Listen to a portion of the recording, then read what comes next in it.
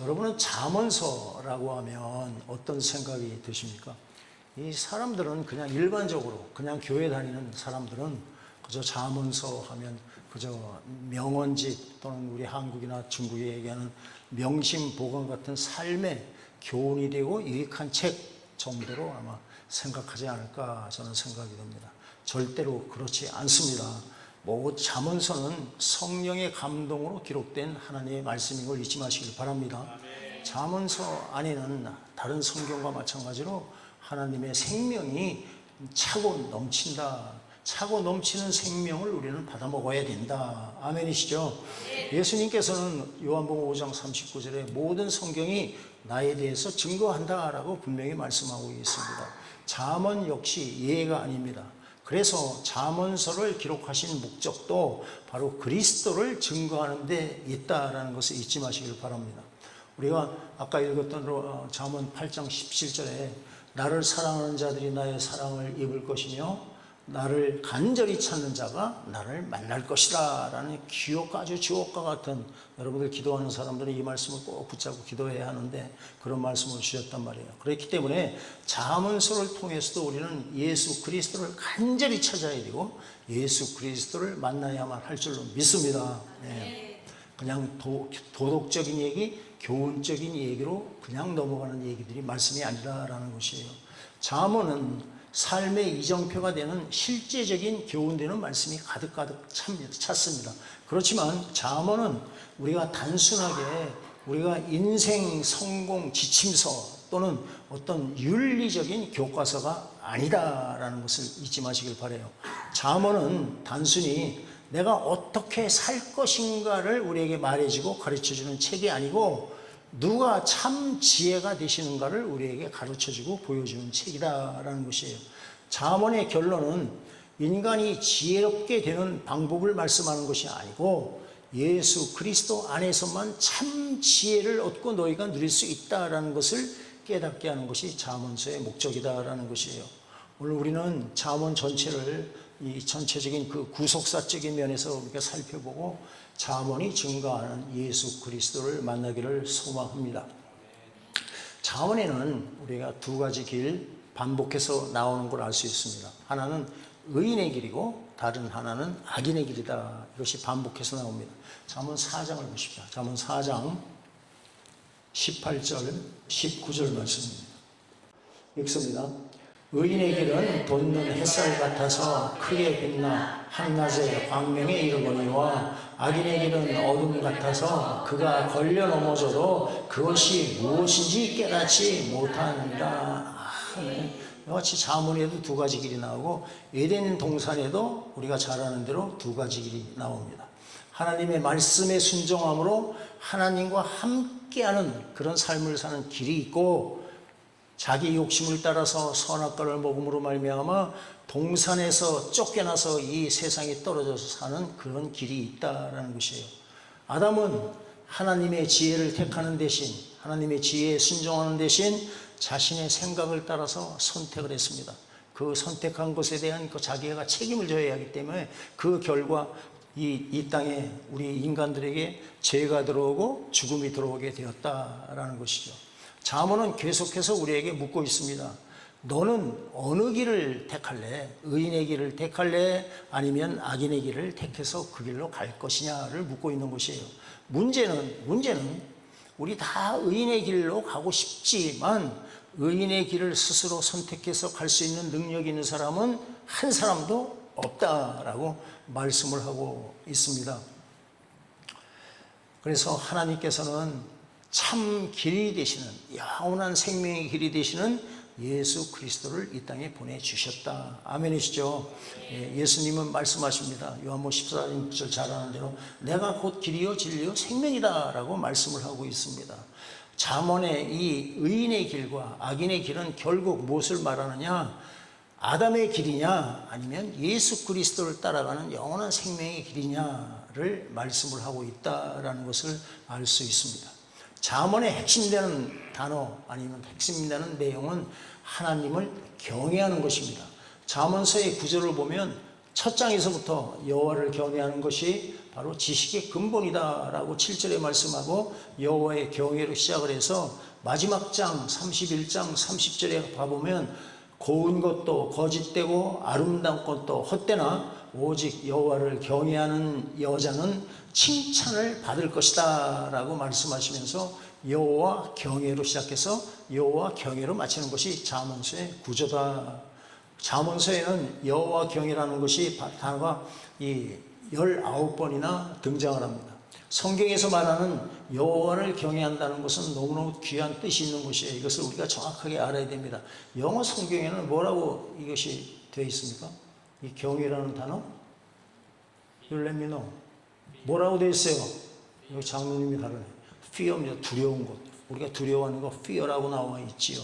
그런데 이게 경외라는 것은 바로 하나님의 거룩하심과 하나님의 전능하심과 또한 하나님의 위대하심을 우리가 마음속 깊이 인정을 하고 그 하나님을 사랑과 존경함으로 하나님께 순종하는 태도를 하나님을 경외하는 것이다. 단순한 두려움이나 겁나는 것이 아니다라는 것이에요. 계속 설명을 하겠습니다.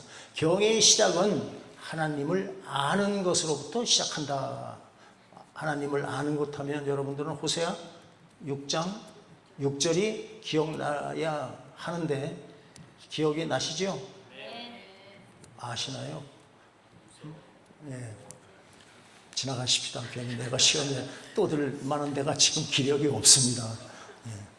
네. 잠언은 지혜의 출발점을 우리의 인간의 경험이나 어떤 학문에 기초를 두는 것이 아니라 하나님을 아는 것에 두고 있는 것이에요.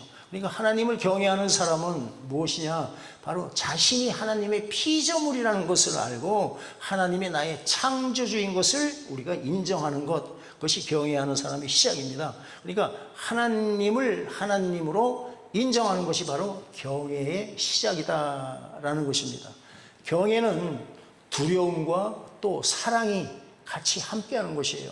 성경의 경외는 예를 들어서 노예가 주인을 두려워하는 그런 두려움이 아닙니다. 자녀가 아버지를 사랑하면서도 또 아버지에 대한 어떤 존경하는 마음이 있기 때문에 함부로 버릇없이 행동하지 않는 것과 비슷한 것이다라는 것이에요. 놀랍게도 이 하나님의 사랑을 깨달으면 깨달을수록 더 깊이 하나님을 경외하게 된다라는 것을 우리가 알 수 있습니다. 즉 하나님의 거룩하심 때문에 두려워하는 마음과 또 하나님의 사랑 때문에 하나님 앞으로 가까이 나아가는 두 가지 마음이 함께 있는 것이 바로 경외다라고 표현을 할 수가 있습니다. 세 번째로 보면 경외는 순종으로 나타납니다. 성경에서 제일 먼저 이 경외라는 단어가 나타난 것이 바로 창세기 22장입니다. 창세기 22장 내용이 무엇입니까? 바로 독자 이삭을 하나님의 말씀에 순종해서 제물로 드리자 창세기 22장 12절에 하나님께서 이제야 내가 나를 경외하는 줄을 알겠다라는 말씀을 하는 것이에요. 그러니까 성경에서 말하는 그런 경외는 어떤 내 감정으로만, 내 마음으로만 느끼는 것이 아니다. 삶의 순종으로 나타나야 되는 것이다. 이해가 되시죠? 네. 예배 시간에는 하나님을 높이고 찬양하고 열심으로 거룩한 성도의 모습을 보이는데 평소 삶 속에 나가서는 지 멋대로 지가 왕처럼 살고 하나님은 간 곳이 없고 이 사람이 정말 예수 믿는 사람이야? 라는 그런 삶을 산다면 그 사람은 아무리 예배를 자기 신실하게 드린다고 해도 그는 하나님을 경외하는 자가 아니다라는 것이에요. 신명기를 한번 찾읍시다. 신명기 10장입니다. 신명기 10장 12절입니다. 함께 읽습니다. 이스라엘아, 내 하나님 여호와께서 내게 요구하시는 것이 무엇이냐? 곧 내 하나님 여호와를 경외하며 그의 모든 도를 행하고 그를 사랑하며 마음을 다하고 뜻을 다하여 내 하나님 여호와를 섬기고 하네. 이와 같이 하나님을 경외하는 사람은 말씀을 자기 생명보다도 더 소중하게 여긴다라는 것이에요. 또 죄를 멀리한다. 죄를 가까이 하지 않는다. 또한 하나님의 뜻에 어떻게든지 따르려고 한다. 한마디로 순종하는 삶을 산다. 그것이 바로 경외하는 자의 삶에 나타나는 모습이다라는 것이에요. 네 번째로 구속사적으로 볼 때 경외의 완성, 온전히 하나님이 원하시는 경외를 이루시는 분은 바로 예수 그리스도 한 분이시다.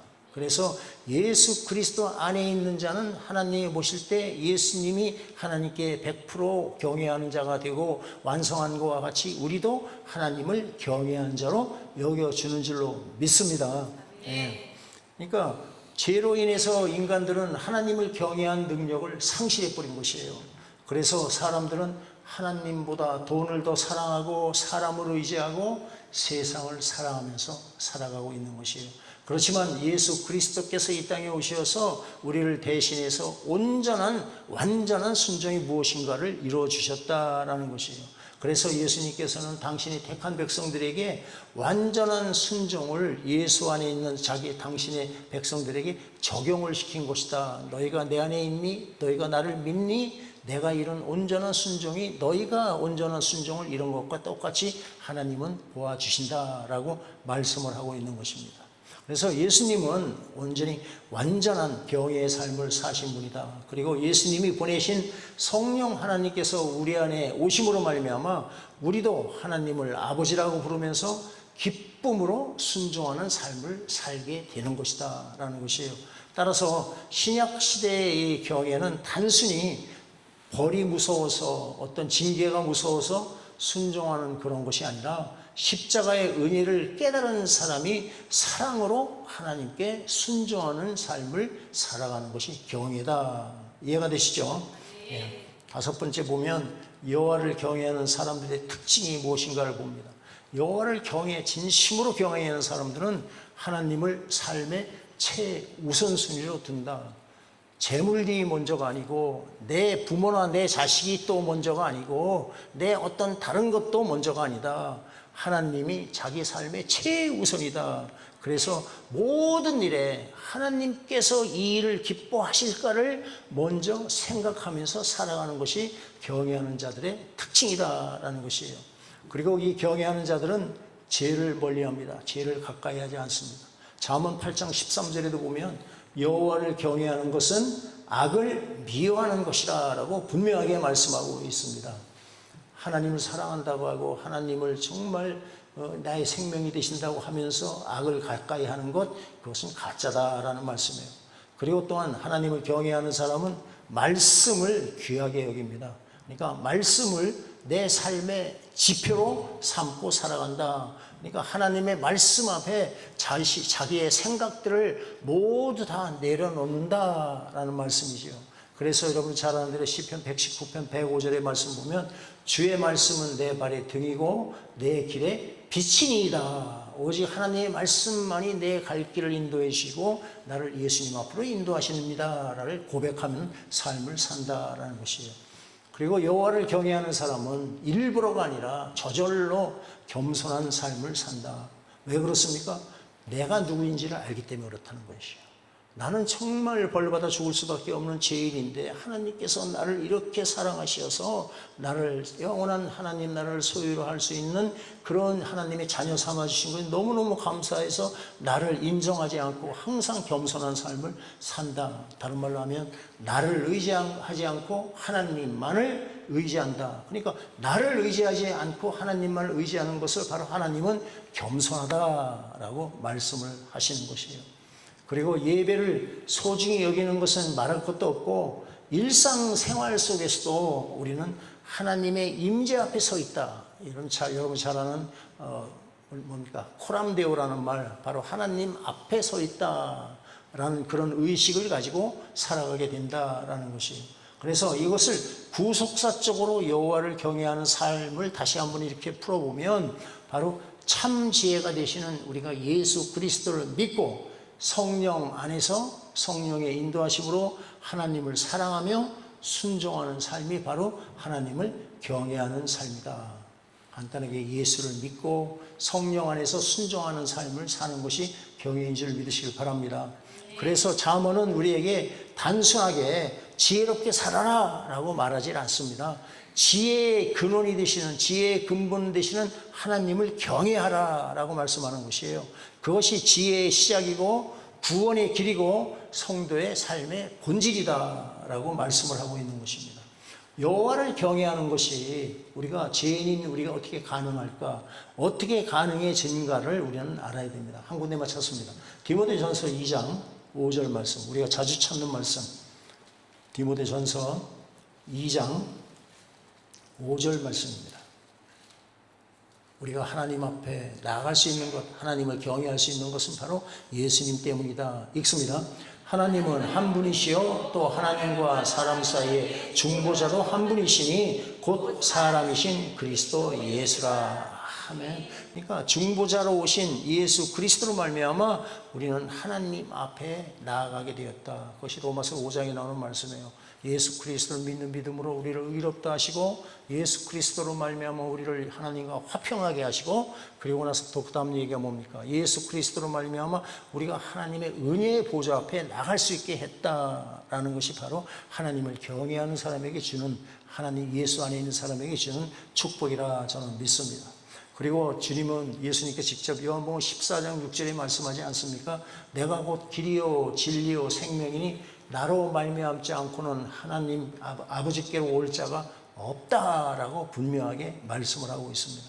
그렇기 때문에 구약을 살았던 그런 성도들은 아브라함과 다윗에게 주신 그 메시아 언약 안에서만 여호와를 경외하는 것이 가능합니다. 메시아 언약을 믿는 믿음 안에서만 여호와를 경외하는 삶이 가능한 것이고, 우리의 신약을 살아가는 저와 여러분들은 언약의 성취자로 이 땅에 오신 예수 그리스도를 믿는 믿음으로만이 여호와를 경외하는 것이 가능하다. 내가 하나님을 경외하고 싶다고 해서 경외가 되는 것이 아니다. 하나님은 그런 것을 인정하는 하나님이 아니시다. 내가 예수 안에서 있는 것, 그것으로 우리를 경외한 자로, 하나님을 경외한 자로 인정해 주시는 하나님을 찬양할 수 있기를 바랍니다. 네, 여호와를 경외하라는 말이 19번 나오고, 또한 또 가장 많이 나오는 말이 바로 잠언서에는 65번이나 지혜라는 단어가 나옵니다. 지혜. 히브리어로 호크마라고 그러죠. 위스덤. 또 뭐 그리고로 뭐 소피아 이렇게 얘기할 수 있는데, 이 지혜라는 단어를 어떻게 정의하느냐에 따라서 잠언을 해석하는 방법이 다 달라질 수 있다. 그렇기 때문에 지혜라는 단어가 잠언을 바르게 해석하는 그런 열쇠라 할 수가 있는 것이에요. 그러면 잠언서에서 말씀하는 지혜가 무엇을 상징하는지, 아니 누구에 대한 상징을 말씀하는지를 살펴봐야 할 것입니다. 잠언은 지혜를 단순한 원리가 아니라 무엇으로 소개합니까? 지혜를 인격으로 소개한다. 인칭 대명사를 써서 지혜를 표현합니다. 이것은 바로 장차 오실 그리스도를 예표하기 때문에 바로 인격으로 소개하고 있는 것이에요. 바로 참 지혜는 무엇을 아는 것이 아닙니다. 누구를 아느냐에 따라서 지혜를 아느냐 모르느냐에 걸려있다. 잠언 8장을 보십시다. 8장 22절 23절 읽습니다. 여호와께서 그 조화의 시작 곧 태초에 일하시기 전에 나를 가지셨으며 만세 전부터 태초부터 땅이 생기기 전부터 내가 세움을 받았나니. 아멘. 여기서 내가 이렇게 인칭대명사를 씁니다. 인칭대명을 쓴 것이 또 내가 무엇입니까? 바로 지혜를 말한다. 그러니까 이 지혜는 태초부터 계신 지혜다라고 지금 말씀을 하는 것입니다. 이해가 되시죠? 태초부터 계셨다라는 의인법을 써서 이렇게 지혜를 설명합니다. 8장 30절입니다. 8장 30절 읽습니다. 내가 그 곁에 있어서 창조자가 되어 날마다 그의 기뻐하신 바가 되었으며 항상 그 앞에서 즐거워하였으며. 아멘. 그러니까 지혜는 바로 창조주가 되신다라고 지금 말씀을 하고 계시는 것이에요. 1장 23절을 보십시오. 1장 23절.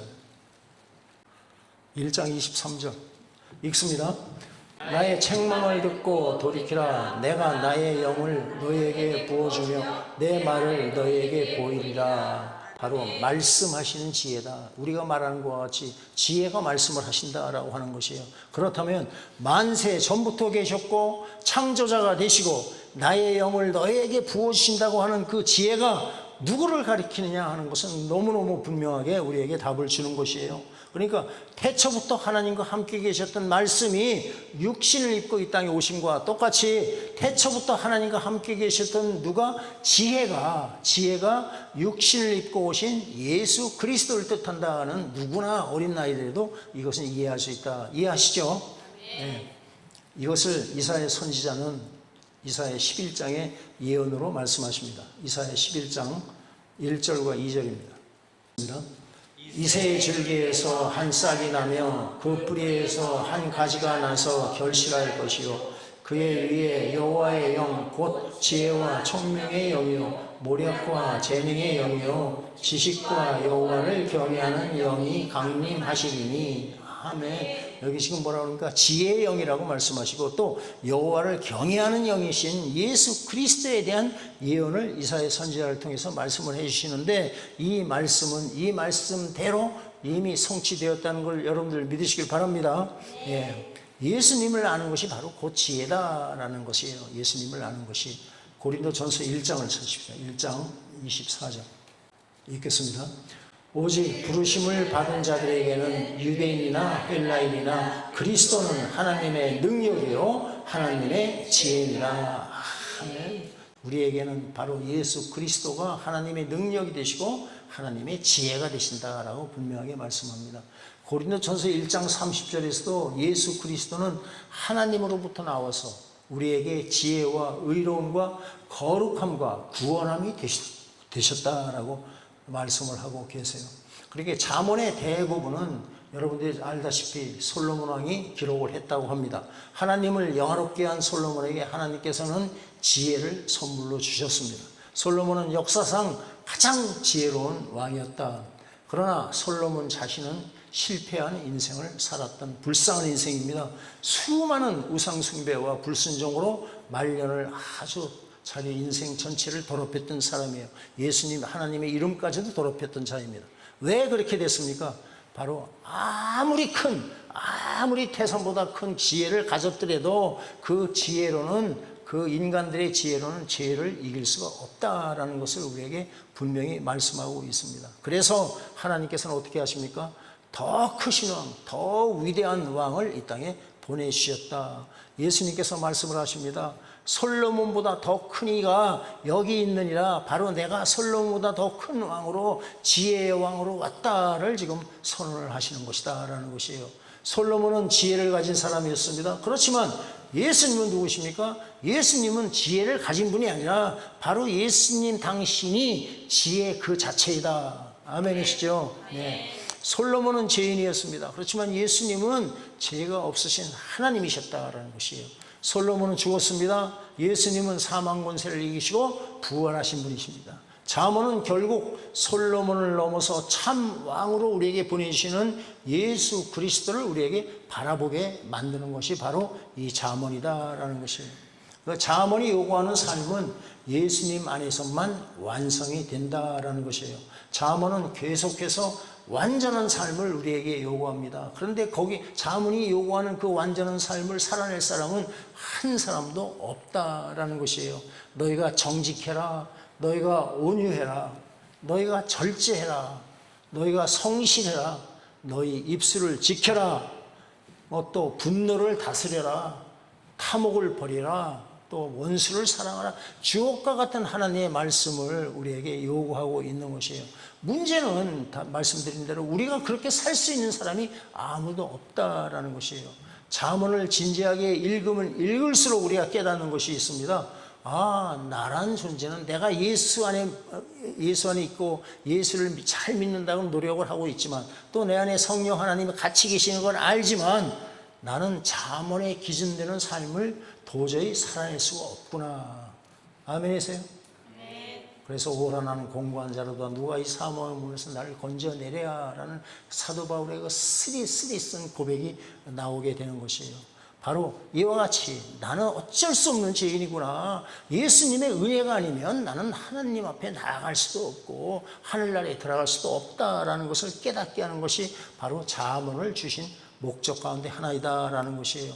율법이 바로 우리 죄를 깨닫게 하셔서 예수님 앞으로 인도하는 것과 같이 잠언도 우리의 부족함을 깨닫게 하시고 바로 지혜 그 자체가 되시는 예수님 앞으로 인도한다라는 것이에요. 예수님만이 잠언의 모든 교훈되는 말씀들을 그대로 완벽하게 이루신 분이다라는 것이에요. 그분 안에서 우리는 의롭다함을 받습니다. 내가 의로워진 것이 아니고 하나님이 예수 그리스도로 말미암아 우리를 의롭다고 인정을 해 주신다. 또 내 안에 계시는 성령의 능력으로 말미암아 성령의 인도하심으로 말미암아 점점 지혜로운 삶을 살아가게 된다. 그렇지만 그것은 완전히 예수님과 같은 100%가 될 수가 없다. 그저 예수님 모습으로 우리는 닮아가는 축복 가운데 우리는 살아간다. 그렇게 살다 보면 어느 순간 내 앞에 하나님이 서 계실 줄 믿습니다. 잠언에는 두 종류의 여인이 반복해서 등장합니다. 음녀가 나오고요, 또 지혜로운 여인이다. 음녀란 것은 무엇입니까? 자기 남편이 있는데 다른 남자를 찾아다니는 것이 바로 음녀입니다. 예수님이 자신의 주인이고 남편인데도 세상에 그 이방신들을 찾아다니는 그 음녀, 그리고 지혜로운 여인. 그리고 음녀는 죄와 우상숭배를 상징합니다. 지혜로운 여인은 무엇을 상징할까요? 주 안에 살아가는 정말 주님 보시기에 하나님을 경외하는 하나님의 백성을 상징하는 것이다 라는 것이에요. 구속사의 마지막인 요한계시록에도 두 여인이 등장합니다. 음녀 바벨론이 등장을 하고 어린 양의 신부가 등장을 합니다. 잠언 31장 마지막에는 현숙한 여인으로 마무리를 짓고 있습니다. 잠언 31장에 나오는 현숙한 여인은 단순히 이상적인 우리가 얘기하는 현모양처를 말하는 것이 절대로 아닙니다.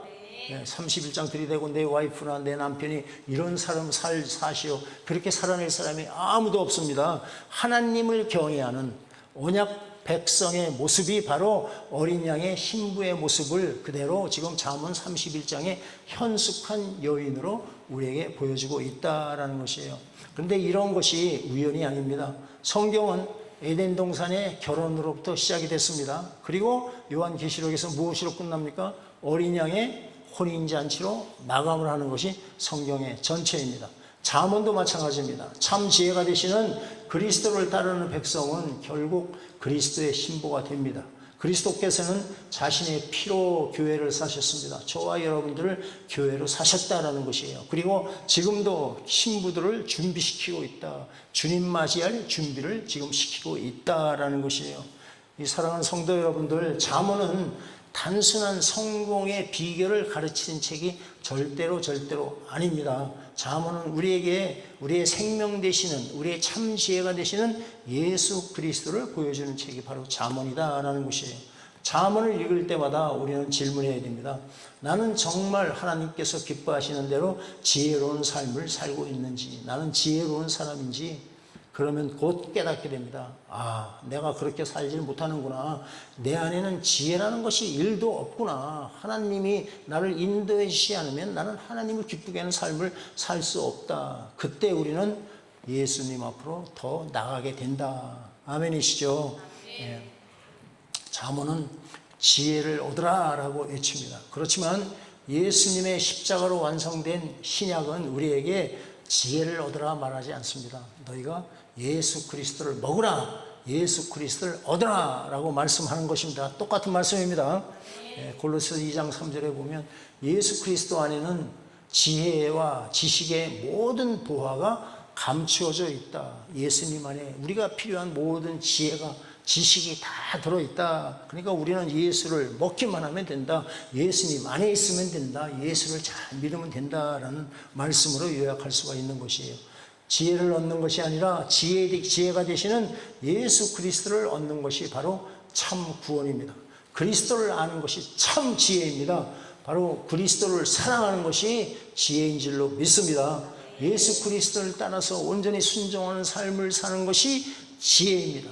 예수 그리스도 안에 거하는 것이 바로 참 지혜인 것을 깨달을 수 있기를 바랍니다. 그래서 성도 여러분들, 세상의 지혜를 쫓지 마시고 하나님의 지혜이신 예수 그리스도를 붙잡으시길 바랍니다.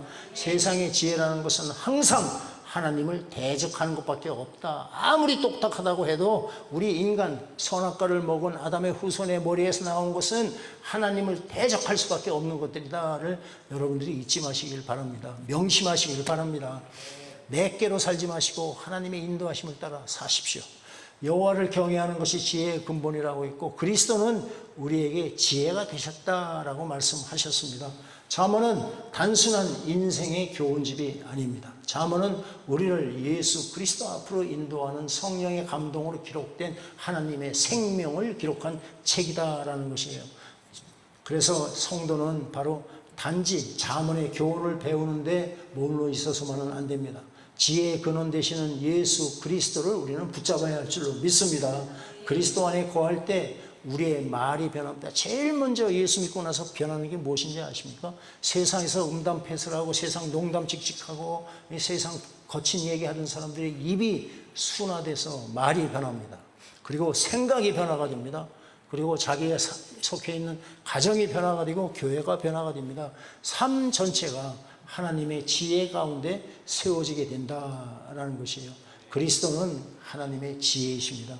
지혜가 되시는 주님을 붙들고 살아가는 우리 모두가 되기를 예수님의 이름으로 축원드리겠습니다.